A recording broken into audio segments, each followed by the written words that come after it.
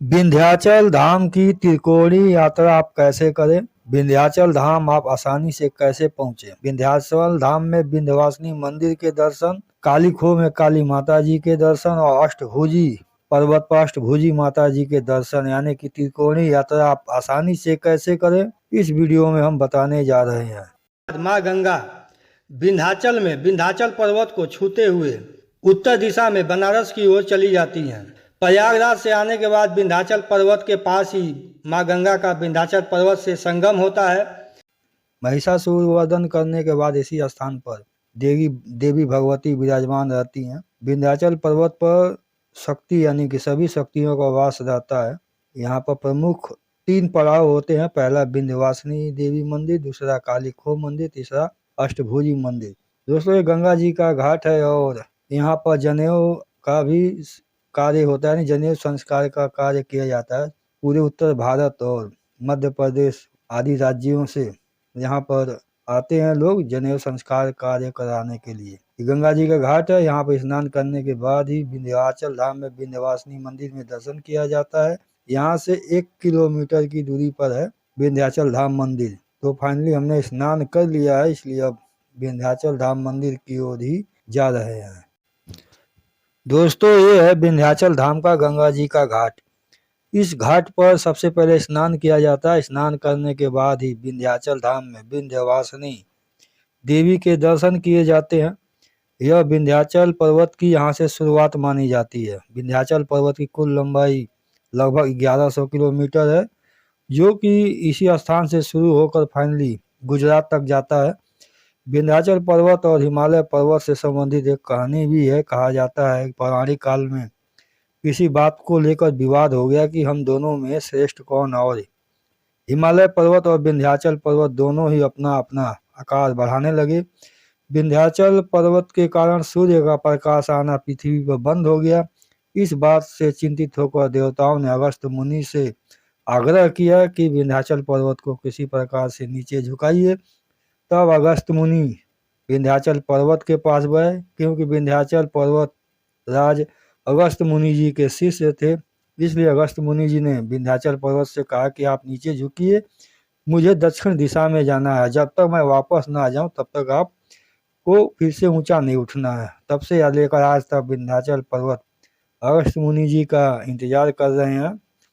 विंध्याचल पर्वत पौराणिक काल यानी सृष्टि के प्रारंभिक काल से ही इस धरती पर मौजूद है।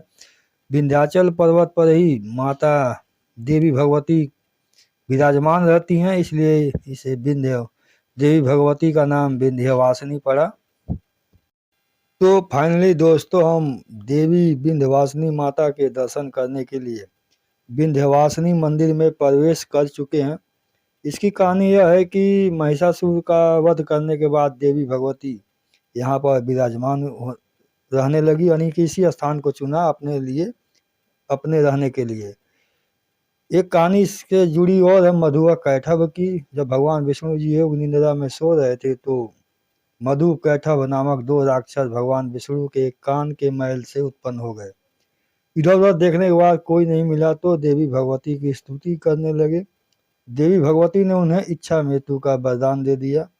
इच्छा मृत्यु का वरदान पाकर मधु और कैटभ नामक दोनों राक्षस समुद्री जीवों और नाभि कमल से उत्पन्न श्री ब्रह्मा जी को परेशान करने लगे और ब्रह्मा जी को युद्ध करने के लिए ललकारने लगे। इससे चिंतित होकर ब्रह्मा जी ने देवी भगवती की स्तुति की कि हे भगवती, आप योग निंद्रा से भगवान विष्णु जी को बाहर निकालिए ताकि इनका वध हो सके। तभी भगवान विष्णु के आँख, नाक, कान, छाती यानी पूरे शरीर से योग निंद्रा रूपी देवी भगवती बाहर निकली और भगवान विष्णु जी निंद्रा से जागे और मधु कैटभ नामक दोनों राक्षसों से युद्ध करने लगे। लेकिन भगवान विष्णु जी भी मधु और कैटभ को परास्त नहीं कर पा रहे थे। तब देवी भगवती वहां प्रकट हुई।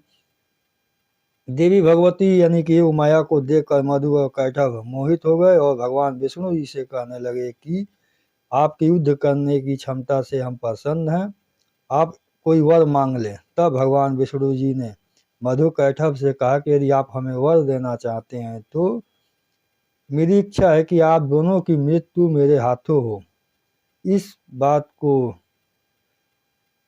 इस प्रकार का वर मधु कैटभ ने भगवान विष्णु जी को दे दिया। कहा कि मृत्यु ठीक है, आपके हाथों मेरी हो, लेकिन ऐसी जगह हो जहाँ पर पानी न हो, यानी कि सूखा हो। तब जांघों पर मधु और कैटभ नामक दोनों राक्षसों का भगवान विष्णु जी ने वध किया। योग माया फिर इसी स्थान पर निवास करने लगी, इसलिए विंध्याचल पर्वत पर निवास करने के कारण योग माया विंध्यवासिनी धाम नाम पड़ा यहाँ पर, यानी कि यहाँ पर निवास करने के कारण देवी को विंध्यवासिनी देवी कहा गया। विंध्यवासिनी मंदिर में विंध्यवासिनी देवी जी के दर्शन करने के बाद लोग छत पर आते हैं और देवी भगवती के गुंबदों की परिक्रमा करते हैं। तो फाइनली हमने भी विंध्यवासिनी माँ के दर्शन कर लिए हैं और ऊपर छत पे आ चुके हैं, विंध्यवासिनी मंदिर के ऊपर। यहाँ पर हम परिक्रमा करेंगे देवी भगवती की, यानी विंध्यवासिनी माता जी की हम परिक्रमा करेंगे और पूजा भी करेंगे। यह एक काफ़ी जागृत शक्तिपीठ है। यहाँ पर काफ़ी भीड़ होता है। यदि आप सामान्य दिनों में भी आएंगे तो लगभग आपको 1 से 2 घंटे लाइन में लगना पड़ेगा और उसके बाद ही आपको देवी भगवती के दर्शन होंगे। तो फाइनली विंध्यवासिनी माता जी के दर्शन करने के बाद अब हम इस यात्रा का दूसरा पड़ाव, यानी कि अष्टभुजी माता और काली खोह में काली माता जी के दर्शन करने के लिए यहाँ से निकलेंगे और ऑटो के द्वारा फाइनली हम काली खोह मंदिर पहुँचेंगे।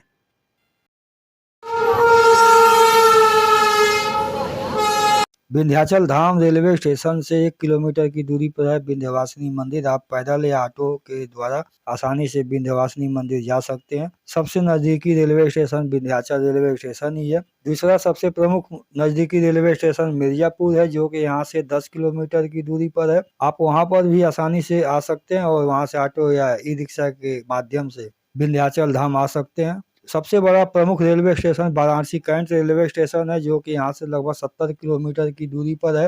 वाराणसी कैंट रेलवे स्टेशन से 1.5 घंटे की जर्नी करने के बाद बस के द्वारा फाइनली आप आसानी से विंध्याचल धाम आ सकते हैं। इसमें भी किसी प्रकार की कोई दिक्कत नहीं है। विंध्याचल धाम के लिए वाराणसी कैंट रेलवे स्टेशन से नियमित अंतराल पर बसें चलती हैं। पंडित दीनदयाल उपाध्याय रेलवे स्टेशन यानी कि मुगलसराय से भी आप आसानी से आ सकते हैं। पंडित दीनदयाल उपाध्याय रेलवे स्टेशन से लगभग 15 किलोमीटर की दूरी पर वाराणसी कैंट रेलवे स्टेशन है। आप ऑटो के द्वारा पंडित दीनदयाल उपाध्याय रेलवे स्टेशन से वाराणसी कैंट आ सकते हैं, फिर वहां से आसानी से बस के द्वारा विंध्याचल धाम रेल आ सकते हैं। तो विंध्याचल धाम एक प्रमुख शक्तिपीठ है। यूं कहें कि देवी यहाँ पर जागृत अवस्था में रहती हैं। कई राज्यों के लोगों की ये कुल देवी भी है। तो फाइनली दोस्तों, विंध्यवासिनी धाम में विंध्यवासिनी देवी जी के दर्शन हो चुके हैं। अब यहाँ से लगभग 4.5 किलोमीटर की दूरी पर काली खोह मंदिर है। आप चाहें तो ऑटो रिजर्व कर लें यदि ग्रुप में है, या फिर लोकल भाड़ा दे के जाना चाहते हैं तो भी आप आसानी से जा सकते हैं। लोकल भाड़ा यहाँ से 20 रुपये लगता है विंध्यवासिनी माता देवी के मंदिर से काली खोह मंदिर जाने में। तो फाइनली हम लोकल भाड़ा देकर विंध्यवासिनी धाम से काली खोह धाम मंदिर आ चुके हैं। ये काली खोह धाम का मंदिर है। दोस्तों, ये है काली खोह मंदिर। रक्तबीज नामक दैत्य का वध करने के बाद देवी भगवती रूपी काली माँ इसी स्थान पर खेचरी मुद्रा में विराजमान है। काली माँ यहाँ पर खेचरी मुद्रा में विराजमान है, यानी कि आसमान की ओर मुंह खोले हुए है। ऐसा प्रतीत होता है जैसे रक्तबीज का खून पी रही हूँ। रक्तबीज नामक दैत्य का वध नहीं हो पा रहा था, तब देवी भगवती ने माँ काली जी से कहा था कि आप रक्तबीज का सारा खून पी जाओ, ताकि रक्तबीज नामक दैत्य का वध हो सके। रक्तबीज नामक हजारों दैत्य धरती पर उत्पन्न हो चुके थे, क्योंकि इंद्र की शक्ति ऐन्द्री, भगवान विष्णु की शक्ति वैष्णी, ब्रह्मा जी की शक्ति ब्राह्मणी आदि, उन्होंने सैकड़ों वे प्रहार किया रक्तबीज नामक दैत्य पर। लेकिन जितने वे प्रहार किया उतने ही दैत्य उत्पन्न होते चले गए। तब चंडिका देवी ने काली जी को आदेश दिया कि आप इनका गला काटो, यानी कि वध करो और खून पियो। उसके बाद देवी काली जी ने सभी रक्तबीज, राक्षसों का नहीं, पूरा रक्तबीज राक्षसों से पूरा धरती पट गया था, सभी को मार कर उनका खून पिया। इस कारण से सभी रक्तबीज दैत्यों का वध हुआ और रक्तबीज दैत्यों का वध करने के बाद देवी काली जी काली खोह में ही निवास करने लगी। ये काली खो मंदिर है। तो फाइनली हम काली खो मंदिर में ही दर्शन कर रहे हैं। इसके बाद तीसरा पड़ाव और प्रमुख पड़ाव होता है अष्टभुजी माता देवी मंदिर, जो कि यहाँ से 2 किलोमीटर दूर है।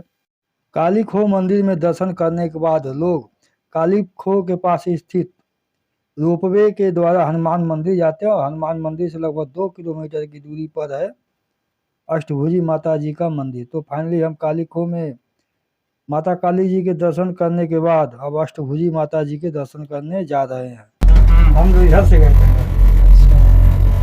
ये सीधा पड़ता है। या वैसे ज्यादा दूर तो क्या नहीं ये तो ऐसी भी है, पास में तो है। फालतू चलो भाई, को बार बार खुलवाना है यहाँ पे।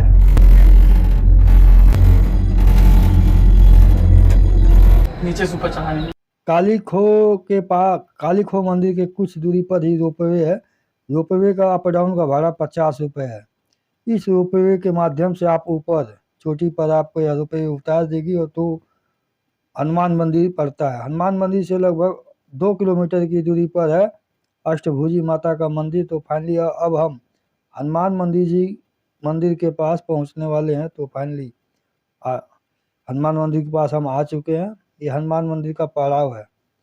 आप चाहें तो काली खो मंदिर से पैदल भी ऊपर आ सकते हैं, क्योंकि काली खो मंदिर के पीछे सीढ़ियाँ बनी हुई हैं। सीढ़ियों के माध्यम से आप ऊपर आसानी से आ सकते हैं। हम रोपवे के माध्यम से आए हैं। तो फाइनली अब ऊपर का सीन है, और दूर काली खो मंदिर आपको दिखाई दे रहा होगा। तो फाइनली इस रोपवे स्टेशन से जब बाहर निकलेंगे तो आपको 2 किलोमीटर की दूरी पैदल तय करनी होगी हनुमान मंदिर से।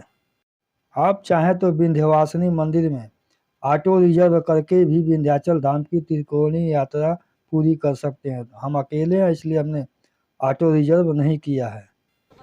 हनुमान मंदिर से जब आगे निकलेंगे तो लोग पत्थरों से घर बनाते हैं अपनी मनोकामना पूर्ण होने के लिए। जब मनोकामना पूर्ण हो जाता है तो फिर आकर घर ये गिरा देते हैं। यह एक पहाड़ी रास्ता है, और अभी टेम्परेचर नॉर्मल है, 9:30 बज रहे हैं। यहाँ पे लोग दूर दूर से घर बनाते हैं। देखिए घर बने हुए हैं सब। विंध्याचली माई और काली खो के दर्शन करने के बाद लोग यहाँ पत्थरों से आकृति बनाते हैं। इस लाइन में दूर दूर तक आपको दिखाई देगा।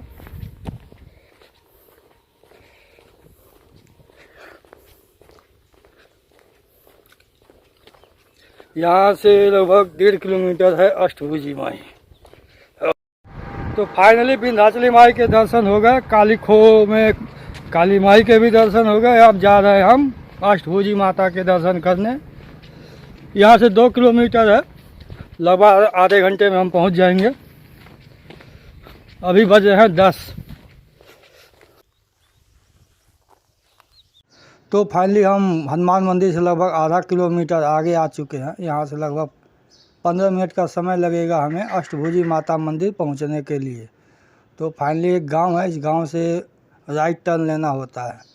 राइट टर्न लेने के बाद फाइनली हम अष्टभुजी माता मंदिर के करीब पहुँच जाएंगे। यहाँ से 1 किलोमीटर की दूरी पर है अष्टभुजी माता का मंदिर। तो फाइनली अब हम अष्टभुजी माता के दर्शन करने के लिए अष्टभुजी देवी मंदिर पहुंचने वाले हैं। यहाँ से लगभग 10 मिनट का समय लगेगा। महाभारत काल में एक कहानी वर्णित है, जब जेल में भगवान श्री कृष्ण जी पैदा हुए तब उसी समय माता यशोदा जी के यहाँ अष्टभुजी माता जी देवी कन्या के रूप में वहाँ पैदा हुई। तब वासुदेव जी श्री कृष्ण भगवान को यशोदा जी के यहाँ रख दिया, और फाइनली कन्या रूपी अष्टभुजी माता जी को लेकर वापस जेल में आ गए वासुदेव जी। जब कंस ने वासुदेव कन्या रूपी माता को पटक कर मारना चाहा, तब अष्टभुजी माता उसके हाथ से छिटक कर इसी स्थान पर आकर निवास करने लगी। अष्टभुजी माता अपने भक्तों को 8 भुजाओं से रक्षा करती हैं, इसलिए उनका नाम अष्टभुजी माता पड़ा। तो फाइनली हम अष्टभुजी माता के मंदिर के करीब आ चुके हैं। यहाँ से आगे पैदल जाना होता है, और जूता चप्पल अपना सामान रखने के बाद फाइनली अष्टभुजी माता के दर्शन करने के लिए लोग पैदल ही मंदिर में प्रवेश करते हैं। मंदिर में लगभग आधा घंटा लाइन में लगेंगे तो दर्शन हो जाएगा। तो फाइनली अब हम अष्टभुजी माता मंदिर में प्रवेश करने वाले हैं। यह अष्टभुजी माता जी का मंदिर है। तो फाइनली हमने माता जी के दर्शन कर लिए। दोस्तों वीडियो पसंद आए तो वीडियो को लाइक करें, चैनल को सब्सक्राइब जरूर करें। कोई बात हो तो कमेंट भी कर सकते हैं। वीडियो देखने के लिए धन्यवाद। तो फाइनली हमने विंध्याचल धाम की त्रिकोणीय यात्रा आपको कंप्लीट दिखा दिया है। इस वीडियो को देखने के बाद अब आप आसानी से त्रिकोणीय यात्रा कर सकते हैं। विंध्याचल धाम की त्रिकोणीय यात्रा आप ऑटो रिजर्व करके भी आसानी से कर सकते हैं। विंध्यवासिनी मंदिर के पास में ही आपको ऑटो मिल जाएगा। आप ऑटो रिजर्व करके भी आसानी से धाम की यात्रा पूरी कर सकते हैं।